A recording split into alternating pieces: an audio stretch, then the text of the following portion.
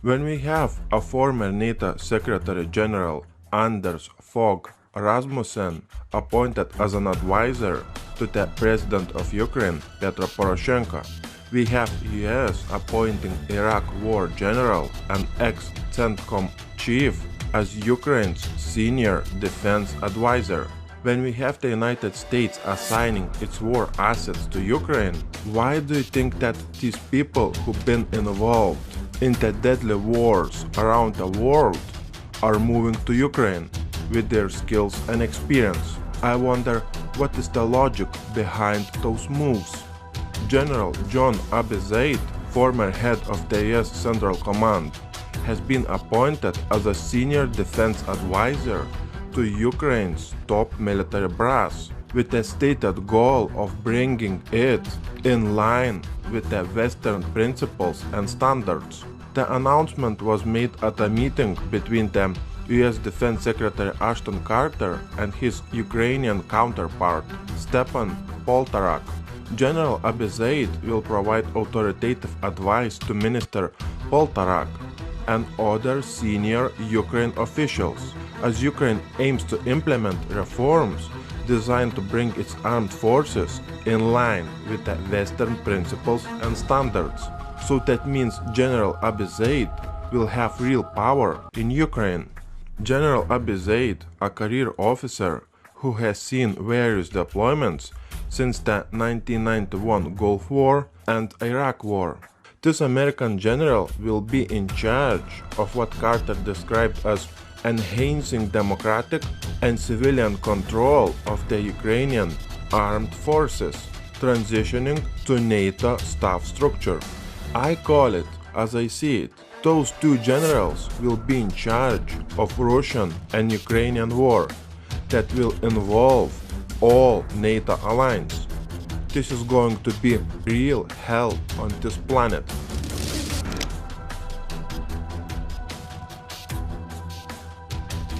Well, over to Ukraine now, where the President Petro Poroshenko has ordered all military units along the border with Crimea and near to the conflict zone in the Donbass region to be at the highest level of combat readiness. This comes a day after Russia's Federal Security Service reported that it uncovered the Ukrainian intelligence service operating in Crimea.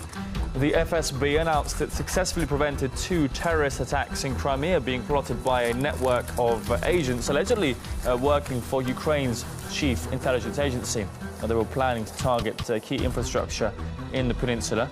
During the raids, 1 federal security officer and 1 Russian serviceman were killed as gunfire was exchanged between the 2 sides. Various explosive devices you can see there, including grenades and different types of ammunition, were allegedly also found at the site of the raid.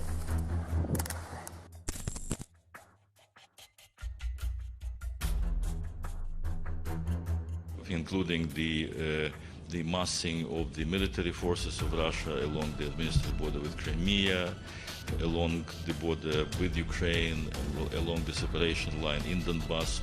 We're talking altogether about more than 40,000 of Russian troops, both inside Ukraine, including Crimea, and very close to the Ukrainian border on the territory of Russia. This is not a coincidence. These numbers may reflect some very bad intentions, and this is the last thing we would like to happen. Russian military forces are participating in military drills in 8 locations near Crimea and very close to the border with Ukraine. Defense officials said that it is not clear whether the massing of Russian armed forces by Moscow is designed to invade Ukraine for not accepting the takeover of Crimea, or the other reason for large Russian military drills. It could be the preparation for the next big conflict. Regardless of the reason, the warning time for Russian action has been greatly reduced. Russian military forces were identified by the officials at 8 locations near the Ukrainian border: Yelnya, Klintsi, Valuyki, Bochugar, Milerovo, Perzhanovsky, and bases called Rostov 1 and Rostov 2. As many as 40,000 Russian troops, including tanks, armored vehicles, and Air Force units, are now positioning along Ukraine's eastern border with Russia. Additionally, large numbers, I am talking about more than 120,000 of Russian military forces, conducted the military exercises just few days ago. The Pentagon officials say those Russian military exercises could be used as a cover for an attack on Ukraine. Russian units will likely practice reinforcing the Crimean Peninsula through such activities as amphibious landings and air defense exercises. This may involve the change of equipment and long convoys of military vehicles. The military exercises of such size is a clear sign that something big is about to take place. Similar, very large-scale Russian exercises were conducted near Ukraine a month before, when Moscow carried out the covert military operation to take over the strategic Black Sea Peninsula in March 2014. Navy Captain Denny Hernandez said that, I quote, "We are extremely concerned about the increased tensions near the boundary between the Crimea and the rest of Ukraine. We urge both sides to avoid provocative steps or rhetoric that could escalate the situation." In my previous video, I showed you that Russia will have over 2,000 military drills this summer, ending in October. 2,000 military drills before October. Does that sound alarming to you? When the dollar collapses and when we start seeing a military coup in Russia this month or next month. Breaking News TV will keep you updated with the real news, where it's becoming increasingly hard to find it on YouTube. You can find all our best videos on Breaking News TV YouTube channel.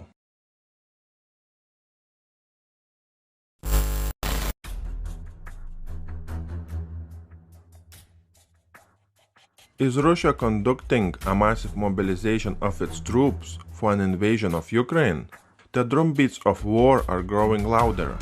Fighting in eastern Ukraine between the separatists and pro-government forces has risen to a level not seen in the last 12 months. The Russians claim that they recently foiled the Ukrainian plot to conduct a terror attack in Crimea. This terror plot was engineered to provoke Russia into a full-scale conflict, but it failed. As tensions in the region have increased, the Russians are using the cover of military drills to move massive amounts of troops and military equipment to the multiple places on the border with Ukraine. This is something that I was talking about in my previous video, but things have intensified since then.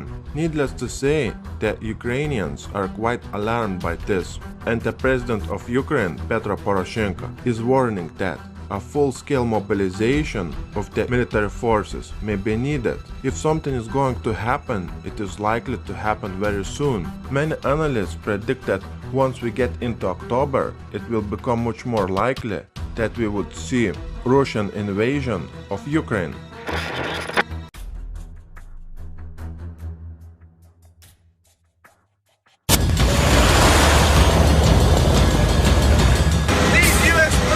about to perform their first ever amphibious landing from the Black Sea onto the Ukrainian coastline. 15 amphibious assault vehicles packed with both US and Ukrainian Marines secured a beach south of the port city of Odessa before heading inland as part of the annual multinational naval exercise Sea Breeze. This year, the US Navy deployed two ships, the USS Ross, a guided missile destroyer, and this ship, the USS Whitby Island, which acted as a launching pad for the amphibious operation. The Black Sea is bounded by 6 countries linking southeastern Europe and western Asia. Since the Russian annexation of Crimea in 2014, the security situation here has been very tense at times. This footage shows a Russian fighter jet flying over the USS Donald Cook in the Baltic Sea earlier this year. A similar incident happened on the same ship in the Black Sea in 2014, a move condemned by the US as unnecessary provocation. For Exercise Sea Breeze, however, the US Navy experienced no such hostility. I would tell you that our interactions with the Russians so far in the Black Sea have been nothing but professional. We've had them sailing off our beam much of the time in the Black Sea, and nothing but professional. They're out there, we know they're out there. We're not hiding from them. It's sort of hard to hide us. We're large, but we're here and no issues. For Ukraine, a long-standing NATO partner, and the other allies that operate here, the importance of the Black Sea cannot be underestimated. The Black Sea was always the window to the Europe for the all Eastern Slavic community. Now it's for Ukraine. We see the Black Sea again as a place of different political interests are connected. And of course, if a global power like NATO or United States will not take care or have at least some presence in this area, it can be a huge challenge to the whole European security. For the Ukrainian Navy, exercises such as Sea Breeze provide the perfect opportunity to strengthen ties with their partners. Это сближает наши страны, повышает уровень доверия между военнослужащими разных стран мира и стабилизирует безопасность и обстановку в Черноморском регионе. Поэтому для нас это очень важно. Мы можем найти новых друзей, поделиться с кем-то опытом и сблизить наши страны, построить между ними мосты дружбы. It is this continued cooperation and support which was reiterated during the recent NATO summit in Warsaw. While it was recognized that Russia has continued to build up its presence in the Black Sea, the NATO position is to remain purely defensive. When a regional navy meets a navy that, comes from halfway across the globe, that's an exchange of ideas. It's not a matter of escalating towards any event. If you look at the Sea Breeze schedule of events and things we do, these are the same types of interactions and maritime events, air events that we do all over the globe.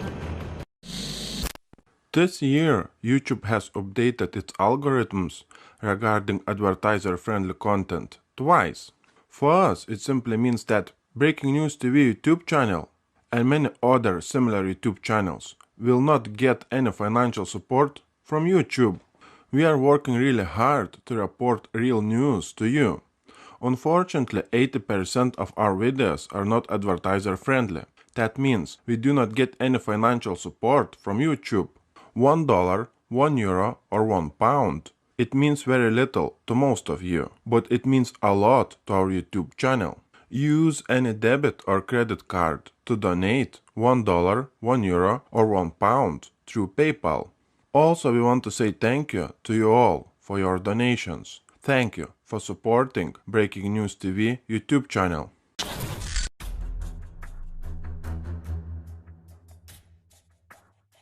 US spy planes have been intercepted while approaching Russian airspace over the Black Sea. RT's Murad Gazdiev has more on this story. Over a 24-hour period, American spy planes made repeated attempts to get close to the Russian border, the Russian Defense Ministry says. Unfortunately, they were detected both times. As they approached the Russian coast, fighter jets were scrambled in Crimea. They intercepted those American spy planes, and the spy planes turned around, headed back out towards the Black Sea. The Americans have confirmed that an incident took place, and they, as tradition dictates now, blamed the Russians. The incident was an unsafe, close-range intercept of a Navy Poseidon aircraft while it conducted routine operations in international airspace over the Black Sea. The aircraft we're talking about is the American P-8 Poseidon, a modern, sophisticated maritime aircraft designed to hunt submarines and ships.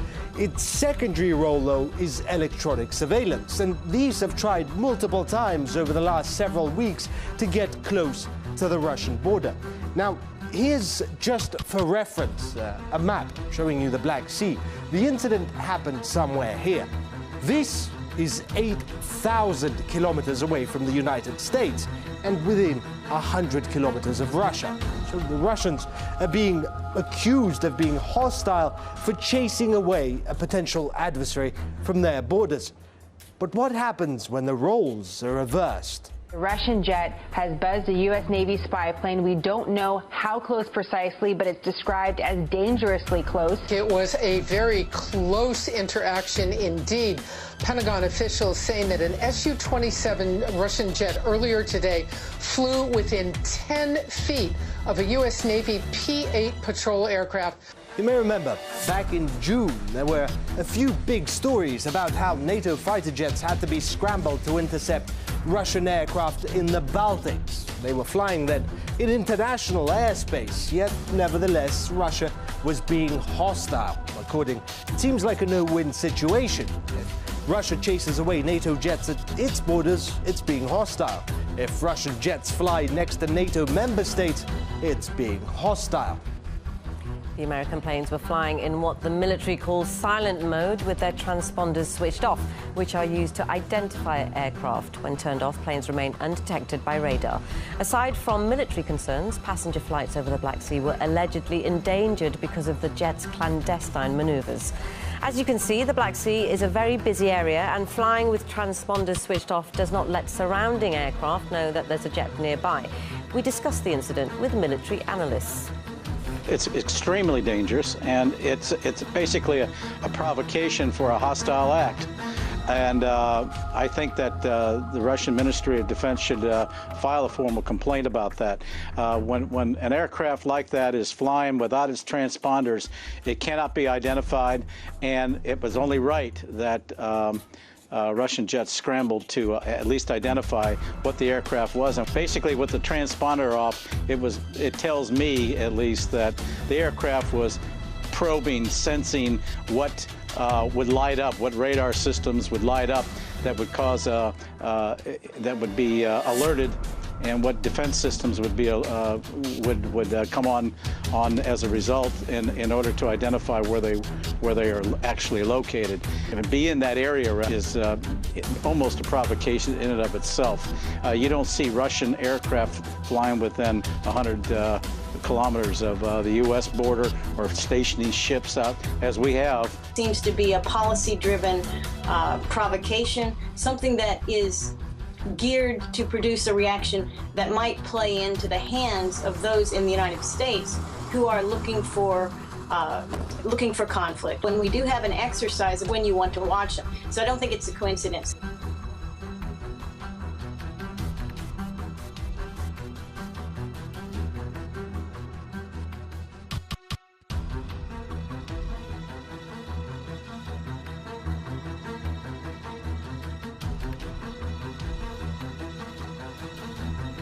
Officials, as Ukraine aims to implement reforms designed to bring its armed forces in line with the Western principles and standards.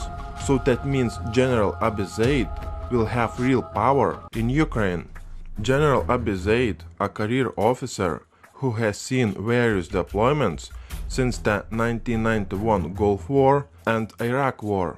This American general will be in charge of what Carter described as enhancing democratic and civilian control of the Ukrainian armed forces, transitioning to NATO staff structure. I call it as I see.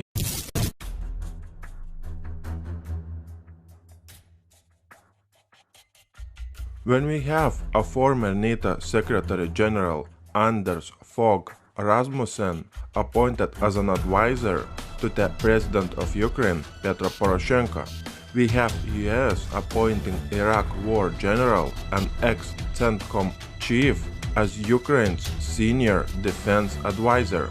When we have the United States assigning its war assets to Ukraine, why do you think that these people who've been involved in the deadly wars around the world are moving to Ukraine with their skills and experience? I wonder what is the logic behind those moves.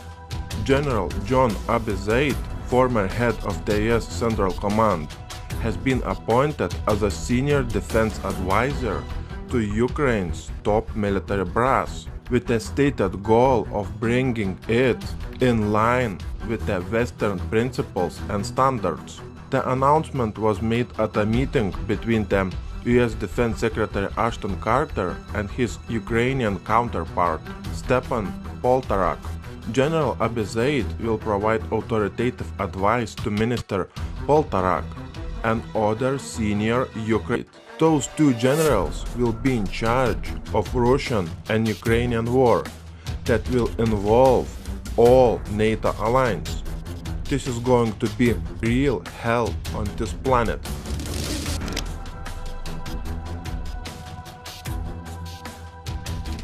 Well, over to Ukraine now, where the President Petro Poroshenko has ordered all military units along the border with Crimea and near to the conflict zone in the Donbass region to be at the highest level of combat readiness. This comes a day after Russia's Federal Security Service reported that it uncovered the Ukrainian intelligence service operating in Crimea.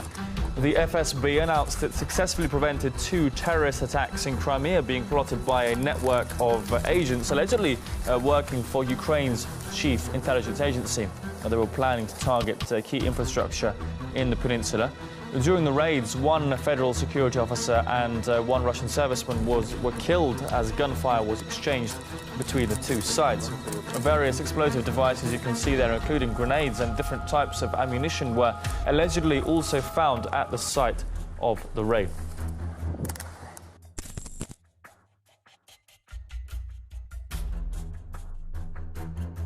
Including the massing of the military forces of Russia along